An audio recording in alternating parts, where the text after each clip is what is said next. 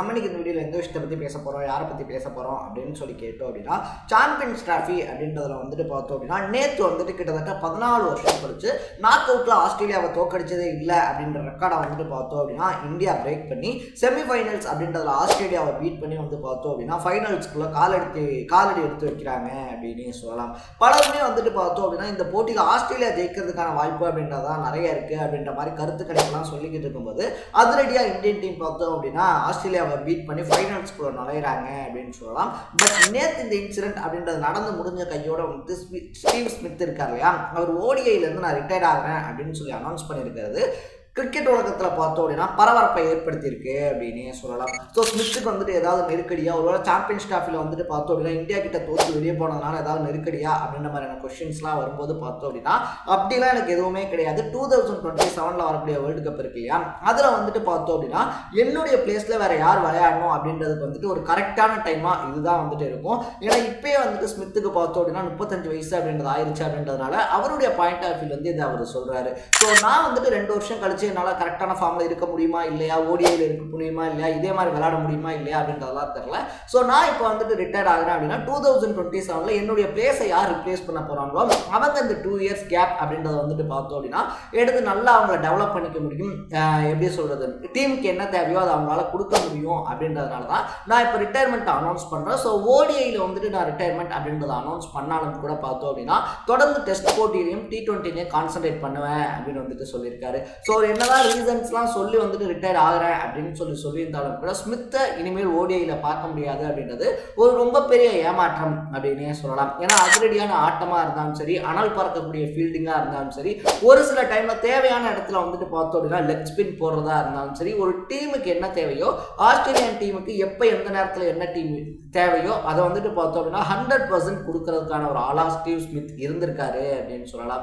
So champions trophy தோத்ததும் வந்துட்டு பார்த்தோம் அப்படின்னா ஒரு விதமான ப்ரெஷர் அப்படின்னு சொல்லி நம்ம சொன்னாலும் கூட, பட் ஸ்டீவ் ஸ்மித்தோட பார்வையிலேருந்து என் டீமுக்கு எது நல்லதோ அதை நான் பண்ணுறேன் அப்படின்னு சொல்லிட்டு பார்த்தோம் அப்படின்னா அவர் டீமுக்காக அவருடைய பிளேஸ் அப்படின்றத காலி பண்ணியிருக்காரு அப்படின்னு சொல்லலாம். ஸோ யார் அந்த ஸ்டீவ் ஸ்மித் அப்படின்னு சொல்லி பார்த்தோம் அப்படின்னா தன்னுடைய கெரியரில் ஒரு லெக் ஸ்பின்னராக தான் ஸ்டார்ட் பண்ணுறாரு அப்படின்னே சொல்லலாம். ஸோ இங்கே வந்துட்டு எப்படி ஐபிஎல் இருக்கோ அதே மாதிரி 2009 வந்துட்டு பார்த்தோம் அப்படின்னா சாம்பியன்ஸ் லீக் T20 அப்படின்னு சொல்லிட்டு ஆஸ்திரேலியாவில் ஒன்று ஸ்டார்ட் பண்ணுறாங்க. ஸோ அந்த ஸ்டார்ட் பண்ண சீசனில் வந்துட்டு பார்த்தோம் அப்படின்னா நியூ சவுத் வேல்ஸ் அப்படின்னு சொல்லக்கூடிய டீமுக்காக தான் விளையாடுறாரு. ஸ்டார்டிங்கில் வந்துட்டு பார்த்தோம் அப்படின்னா ஒரு லெக் ஸ்பின்னராக தான் தன்னுடைய கேம் அப்படின்றத தொடங்குறாரு அப்படின்னே சொல்லலாம். அந்த ஃபர்ஸ்ட் சீசன்லேயே பார்த்தோம் அப்படின்னா நியூ சவுத் வேல்ஸ் இருக்கு இல்லையா, அவங்க வந்துட்டு நல்லா விளாட்றாங்க, நல்லா விளாண்டு ஃபைனல்ஸ் வரைக்கும் போகிறாங்க. ஃபைனல்ஸில் ஒரு இக்கட்டான சுச்சுவேஷனில் பார்த்தோம் அப்படின்னா 6th பிளேஸில் இறங்கின ஸ்மித் வந்துட்டு பார்த்தோம் அப்படின்னா கிட்டத்தட்ட 26 பால்ல 33 ரன் அப்படின்றத அடிக்கிறாரு.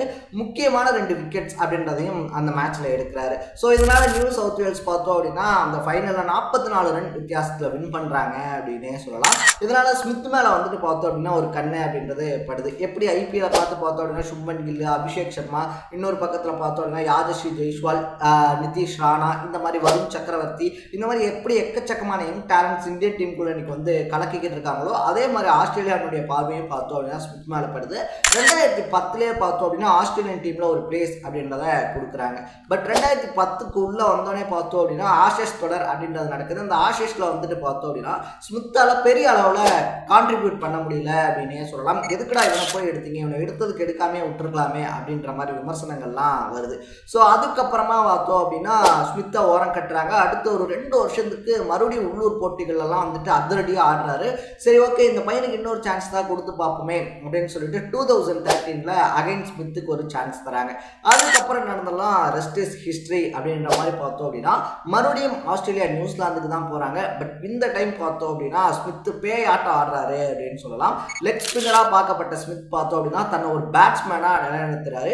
என்கிட்ட பேட்டிங்லேயும் இவ்வளோ பொட்டன்ஷியல் இருக்குது அப்படின்றத காட்டுறாரு.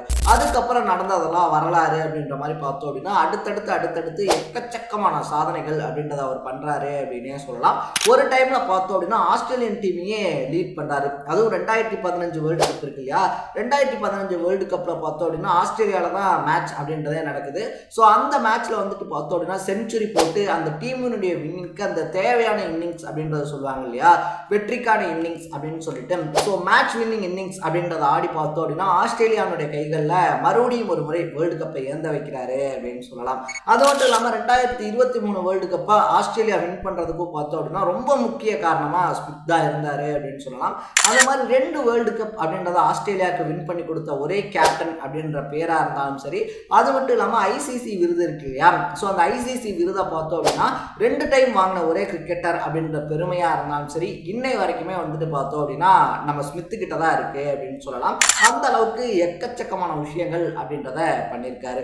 2018 வந்துட்டு ஸ்மித்தினுடைய கிரிக்கெட் கெரியர்லேயே வந்துட்டு ஒரு பிளாக் இயர் அப்படின்னு தான் சொல்லணும். ஏன்னா அந்த வருஷத்துல தான் வந்துட்டு பார்த்தோம் அப்படின்னா அந்த பால் இருக்கு இல்லையா, பாலை வந்துட்டு சேதப்படுத்திட்டாங்க அப்படின்னு சொல்லிட்டு டேவிட் வார்னரையும் ஸ்மித்தையும் வந்துட்டு பேன் பண்றாங்க. ஸோ ஸ்மித் வந்துட்டு பார்த்தோம் அப்படின்னா இல்லை நான் பண்ணலை அப்படி இப்படின்லாம் சமாளிக்காம பண்ண தப்ப பார்த்தோம் அப்படின்னா மீடியா முன்னாடியே ஒத்துக்கிறாரு அப்படின்னு சொல்லலாம். ஒத்துக்கிறதோட மட்டும் இல்லாமல் குழந்தை மாதிரி உட்காந்து அழுகவும் செஞ்சிருந்தாரு அந்த ப்ரெஸ் மீட்ல. ஸோ மனுஷங்க அப்படின்னா கண்டிப்பாக தப்பு பண்ணுறதான், பட் அந்த தப்பை திருத்திக்கிட்டு மறுபடியும் வரது அப்படின்றது இருக்கு இல்லையா, அதே மாதிரி அந்த பேன் டைம் முடிஞ்சதுக்கு அப்புறமா மறுபடியும் ஸ்மித் வராரு. அவ்வளோதான், ஸ்மித்தோட கெரியர் முடிஞ்சிருச்சு, இனி பழைய ஸ்மித்தெல்லாம் பார்க்க முடியாது, ஸ்மித் எண்டு அப்படின்னு சொல்லலாம் எல்லா ஆர்டிகல்ஸ் விட்டுக்கிட்டு இருக்கும்போது கம்பேக் கொடுத்த மேட்ச்லேயே வந்துட்டு பார்த்தோம் அப்படின்னா செஞ்சுரி போட்டு நான் இன்னும் இருக்கேன்டா அப்படின்னு சொல்லிட்டு அழுத்தம் திருத்தமாக சொல்கிறாரு அப்படின்னு சொல்லலாம். அந்த இன்சிடென்ட் நேற்று தான் நடந்த மாதிரி இருந்தாலும் அதுக்கப்புறமா கிட்டத்தட்ட 7 வருஷம் பார்த்தோம் அப்படின்னா ஸ்மித் யாருமே அசைக்க முடியாத ஆசீஸ். அது மட்டும் இல்லாமல் பார்த்தோம் அப்படின்னா ஆசீஸ்ல இருக்கக்கூடிய ஒரு சிலரை பார்த்தா பயம் இருக்கு இல்லையா, ஐயோ இவனா என்ன பண்ண போறான்னு தெரியல, இன்னைக்கு என்ன பண்ண காத்திருக்கான்னு தெரியலன்னு சொல்லிட்டு அந்த மாதிரி வந்துட்டு ஒரு நைட் மேரான பேட்ஸ்மேன் தான் ஸ்மித் அப்படின்னே சொல்லலாம். பேட்ஸ்மேனா மட்டும் இல்லாமல் ஒரு சூப்பரான ஃபீல்டர் அப்படின்னு சொல்லலாம். அவர்கிட்ட வரக்கூடிய கேட்சஸை எப்பயாவது தான் மிஸ் பண்ணுவார் அப்படின்ற அளவுக்கு பக்காவான ஃபீல்டரும் கூட. ஸோ டெஸ்ட் இருக்கு இல்லையா, டெஸ்ட்ல 85 கேட்ச், ஓடிஐயில் 109 கேட்ச் அப்படின்றத பிடிச்சி பார்த்தோம் அப்படின்னா பல பேரோட விக்கெட்ஸையும் எடுத்து தள்ளியிருக்காரு. ஸோ அப்படிப்பட்ட ஸ்மித் பார்த்தோம் அப்படின்னா ஓய்வு அறிவிச்சிருக்கிறது அப்படின்றது கிரிக்கெட் உலகத்துக்கு ரொம்ப பெரிய இழப்பு தான். ஸோ நீங்கள் ஸ்மித்தை பற்றியும் ஸ்மித்தினுடைய இந்த இன்னிங்ஸ் எனக்கு ரொம்ப பிடிக்கும்ப்பா, இந்த டீமுக்கு அகேன்ஸ்டாக ஆனது அப்படின்னா அது என்ன இன்னிங்ஸ் அப்படின்றத கமெண்ட்டில் போட்டு இதே மாதிரி அப்பப்போ அப்டேட்டாக போயிட்டுக்கூடிய விஷயங்கள், அது கரண்ட் அஃபேர்ஸாக இருந்தாலும் சரி, பாலிடிக்ஸாக இருந்தாலும் சரி, ஸ்போர்ட்ஸாக இருந்தாலும் சரி, அப்பப்போ அப்டேட்டாக போயிட்டுக்கூடிய விஷயங்களை நீங்கள் தொடர்ந்து தெரிஞ்சுக்கணும் அப்படின்னு ஆசைப்பட்டீங்கன்னா மறக்காம சேனலை ஃபாலோ பண்ணி சப்ஸ்கிரைப் பண்ணிக்கோங்க. நாளைக்கு இதே மாதிரி இன்னொரு இன்ட்ரெஸ்டிங்கான வீடியோட சந்திக்கலாம். தடா, பை பை.